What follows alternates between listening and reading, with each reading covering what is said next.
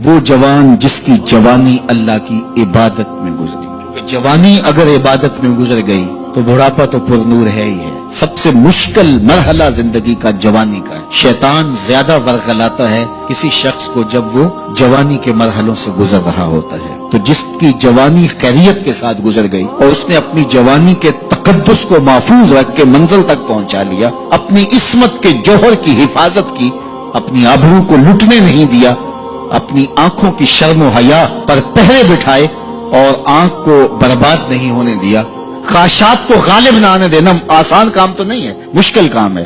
لیکن اگر کوئی مشکل کاٹ گیا، جوانی کے تھوڑے سے ایام میں گزار گیا، اجل کتنا بڑا ہے. سنیے اللہ کے محبوب کی زبان سے سنیے. حضور نے ارشاد فرمایا قیامت کے دن جب سورج کا رخ سیدھا ہوگا، زمین تانبے کی ہوگی، لوگ پسینے میں شرابور ہوں گے، کوئی ٹخنوں تک پسینے میں، کوئی گھٹنوں تک، کوئی کمر تک، کسی کو پسینے کی لگام دی جائے گی. اور وہ پسینہ ایسے نہیں ہوگا جس طرح یہ پسینہ ہے، اتنا گرم ہوگا.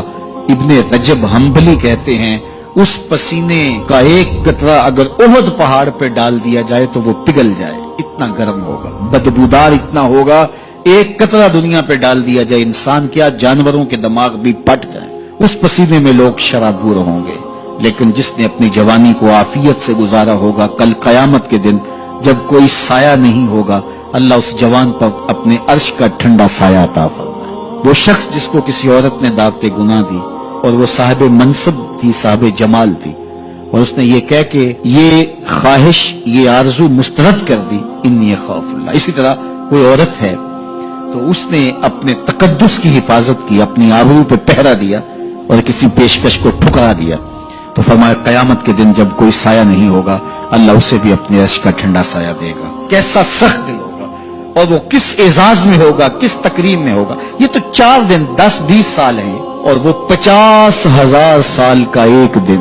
پھر اس کو اللہ کا شکر ادا کرنا ہوگا کہ اللہ تو نے کتنا کرم کیا میرے اوپر کہ میری جوانی خیریت اور عافیت سے گزری، اور آج اس کا تو کتنا بہتر صلہ مجھ کو دے رہا ہے.